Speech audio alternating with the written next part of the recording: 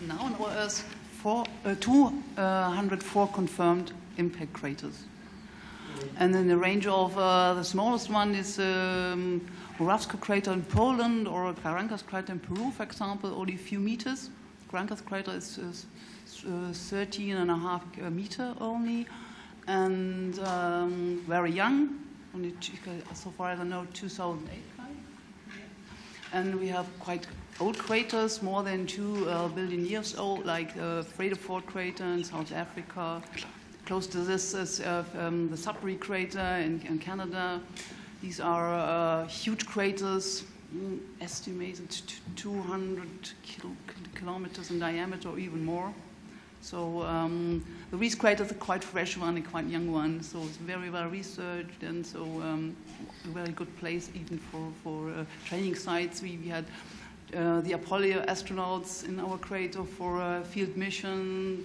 Quite recently, the ESA astronauts for upcoming moon missions, and also Dawn and Rosetta mission.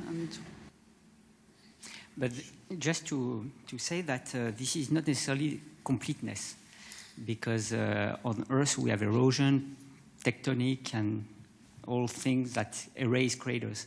So the best witness for the impact rate in the inner solar system is the moon. Because on the moon, you don't have the water, you don't have tectonic, you don't have the wind, and basically, you can calibrate easily the impact frequency on the moon to the impact frequency on Earth. And this is how we know that we have an impactor flux, which has been on average constant over the last 4 billion years. And this is how we can estimate, like that, for instance, we have a kilometer-sized asteroid impacting the Earth every 500,000 years, 100-meter size every a few tens of thousand years, etc. No, more than that. Every few tens of thousand years, etc., etc. This is because we have this calibration with the moon. So on the Earth, we identified more than 200 craters, but this is not the complete identification because of these erasure processes. So we know there are more, basically. Any other questions? Well, let me add that we also see fresh craters on Mars and Moon, and we may also soon we will arrive at Mercury, and so we follow the evolution of impacts in the solar system. You may also remember Shoemaker-Levy 9 on Jupiter was a big event, so the stuff is there, and it's ongoing. Are the politicians aware of this problem, or doesn't nobody care about it? Okay, I don't know if I can do a politically incorrect statement, but no, I think, well, first of all, the question of awareness of a risk is always, the perception of a risk is always a difficult problem, because, some people have fear in planes and they take their car every day, while statistically you have a higher chance to die in a car than to die in a plane. So when you talk about risk, it's really a question of personal perception.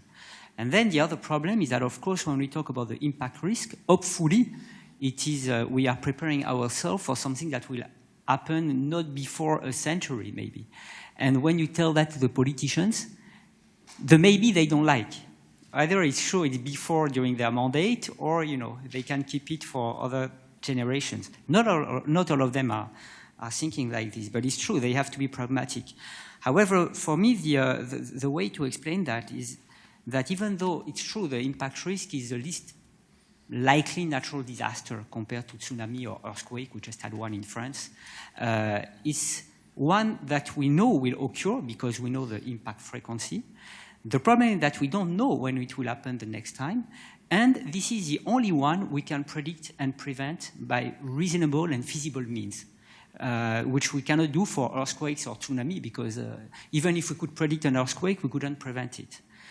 Or a tsunami, and we are far from being able to predict an earthquake.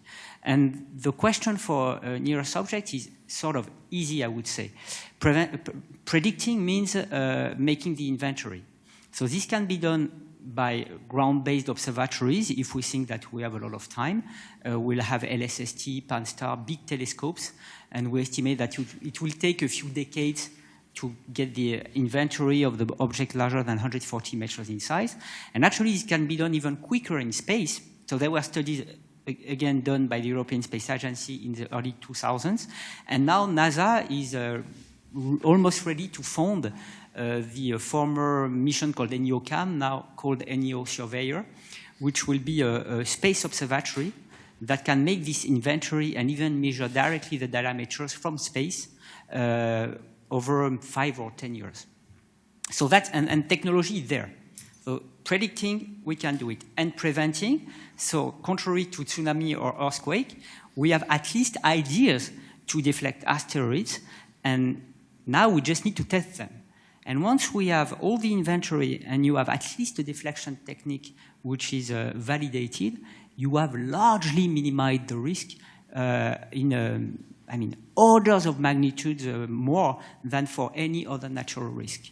So that's what I think is a strong message. And this is also the kind of risk, because when it happens, it's big and it's a complex problem.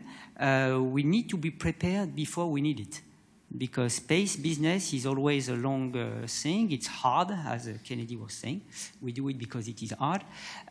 So it's better to be ready before we need it. So we don't want to panic the population. We don't have any object identified as coming to the Earth right now. As Holger said, and myself, there are only 20 to 30% of them that we know for 100 meters. But the statistics play for us. But we never know. The consequences are high, so probability low, but high consequences, so that makes the risk, you can measure as you want. And we need to be ready before we need it. And that's what we want to do, because now we have all the knowledge to make it in practice.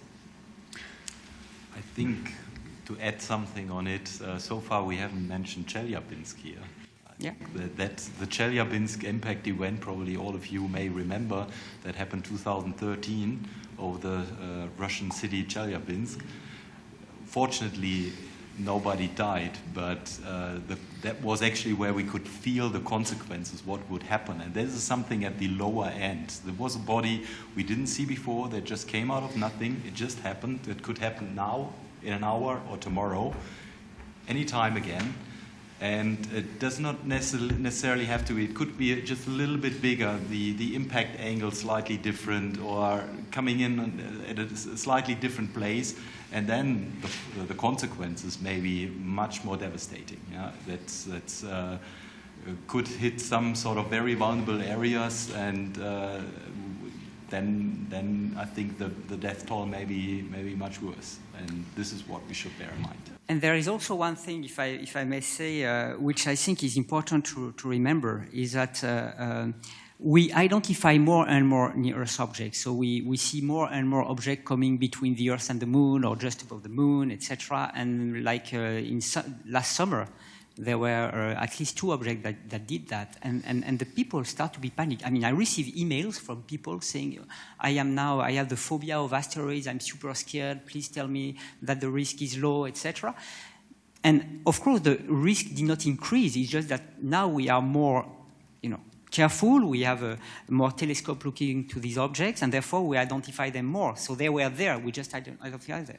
And this will increase because with LSST and Pan-STARRS, we'll have more and more discoveries of these objects. So the people will keep being a little scared because, unfortunately, sometimes the information goes too soon and badly explained, and therefore there is a problem also of communication. And in 2029, we'll have an object called Apophis that will come at less than 36,000 kilometers from Earth. So it will be visible by naked eyes. So that will be a superb event. However, I'm pretty sure that it will raise also questions. So at this moment, in 2029, if people can enjoy looking at that and knowing that if such an object was coming to Earth, we would be ready, that would be absolutely a positive message. And ERA comes exactly at this moment because it will finalize the test of deflection before Apophis come close to the Earth. So we'll have a very positive way to communicate about this problem when Apophis will pass. Otherwise, there will be many questions, and we don't want to face questions where we say, well, we don't have anything ready. So let me step in on the for the political deciders.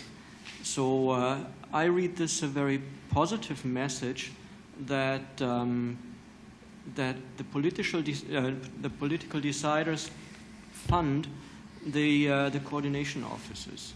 So we have an ESA coordination office on near-Earth objects, and we have a similar NASA coordination office for near-Earth objects that are funded already at the NASA place at more than 20 years, in Europe more than 10 years.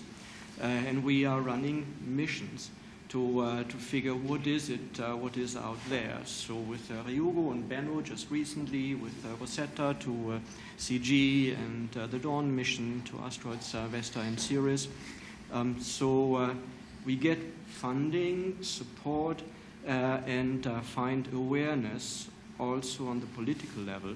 So I think there is a great support behind us, and we are now ready with our methods, with our techniques to get there and run the proper experiments. Any other questions? Otherwise, what I would suggest is everybody except for Patrick. Oh, yeah. Sorry. Just to compare how urgent this problem is for the population on Earth compared to the Mars missions, what is more urgent? What do you think? That's not a fair question. I mean, personally, I cannot answer because I don't see science as a competition. I think that there are many important questions that we want to address, and we are not here to raise the priorities. Mars is also very important, and you need to understand also that we are not talking about the same scale of missions. Mars missions are important, but they are expensive. It's complex to go to Mars. The advantage of ERA, I would say, is that even if you do ERA, you don't compromise the Mars mission. ERA is still a small mission where basically we are ready. We're going to demonstrate some technologies.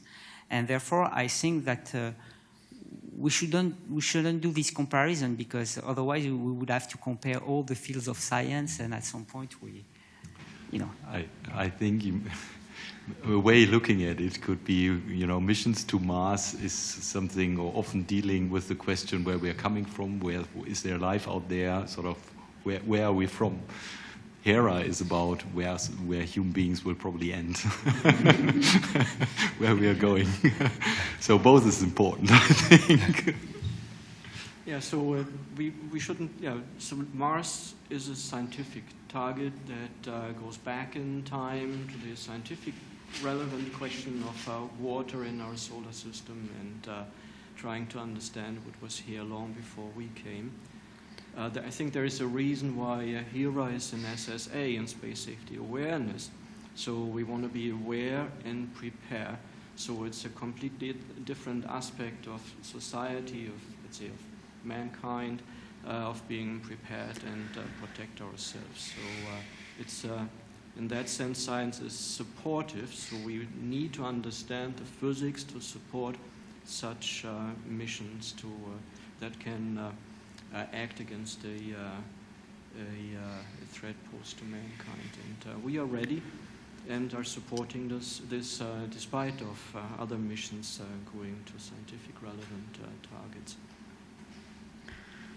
Ja, vielen Dank.